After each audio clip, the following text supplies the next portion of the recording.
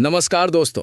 आज की खबर सिर्फ फॉरेक्स रिजर्व की नहीं है। ये खबर है भारत की बदलती आर्थिक रणनीति की, भारत की बढ़ती आत्मनिर्भरता की और उस ग्लोबल सिस्टम को दिए गए संकेत की जिसमें अब भारत सिर्फ नियम मानने वाला नहीं बल्कि नियम तय करने वाला खिलाड़ी बनता दिख रहा है। इंडिया ईयू एफटीए के बीच भारत में जो कदम उठाया है उसने वॉशिंगटन से लेकर वॉल स्ट्रीट तक हलचल मचा दी है।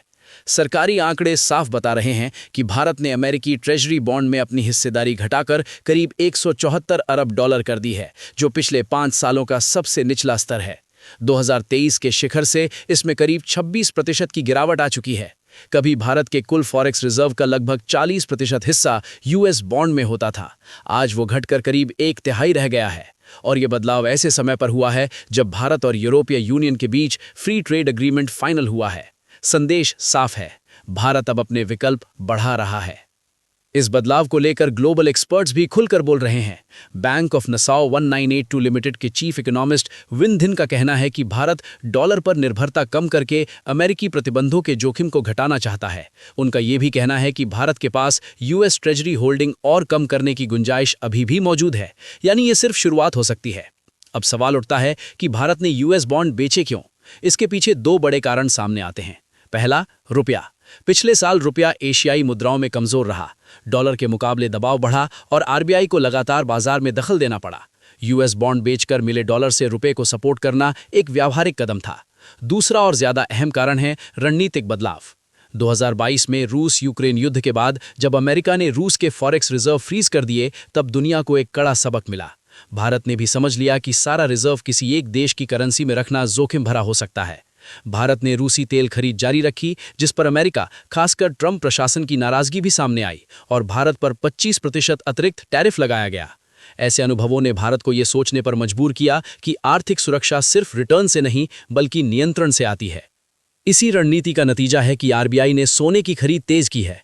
भारत अब दुनिया का 7वां सबसे बड़ा गोल्ड रिजर्व होल्डर बन चुका है। सोना इसलिए अहम है क्योंकि यह किसी एक देश की पॉलिसी, करेंसी या सैंक्शन पर निर्भर नहीं होता।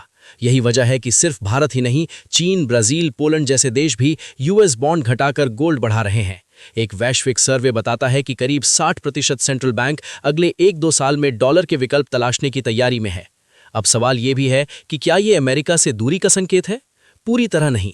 डॉलर और यूएस ट्रेजरी अभी भी दुनिया के सबसे बड़े और सबसे लिक्विड मार्केट है, लेकिन भारत अब सारा पैसा एक टोकरी में नहीं वाली नीति पर साफ तौर पर चल चुका है। आगे अगर रुपया स्थिर रहता है या भारत अमेरिका ट्रेड रिलेशन बेहतर होते हैं तो यूएस बॉन्ड की बिक्री की रफ्तार धीमी पड़ सकती है, लेकिन ट्रेंड साफ है, सोना और दूसरे एसेट्स की हिस्सेदारी बढ़ेगी। अब बात करते हैं शेयर बाजार पर असर की।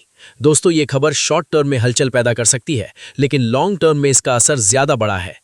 सोने में आरबीआई की खरीद से गोल्ड प्राइस को सपोर्ट मिलेगा, जिसका फायदा गोल्ड ईटीएफ, ज्वेलरी और मेटल सेक्टर को मिल सकता है। डॉलर पर निर्भरता कम होने से करेंसी वॉलेटिलिटी घट सकती है, जो भारतीय इक्विटी मार्केट के लिए पॉजिटिव है। इंडिया ईयू एफटीए के साथ ये कदम विदेशी निवेशकों को ये भरोसा देता है कि भारत अपनी आर्थिक सुरक्षा को लेकर बेहद गंभीर है।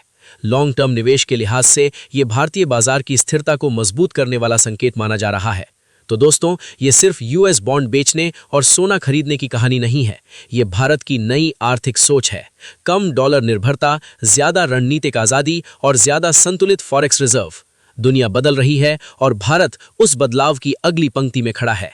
अगर आपको ये विश्लेषण पसंद आया हो तो वीडियो को लाइक जरूर करें, इसे शेयर करें ताकि ज्यादा से ज्यादा लोग इस बड़े बदलाव को समझ सकें। और ऐसे ही दमदार शेयर बाजार और ग्लोबल इकोनॉमी अपडेट्स के लिए चैनल को अभी सब्सक्राइब करें। मिलते हैं अगले बड़े ब्रेकिंग अपडेट के साथ, तब तक के लिए नमस्कार।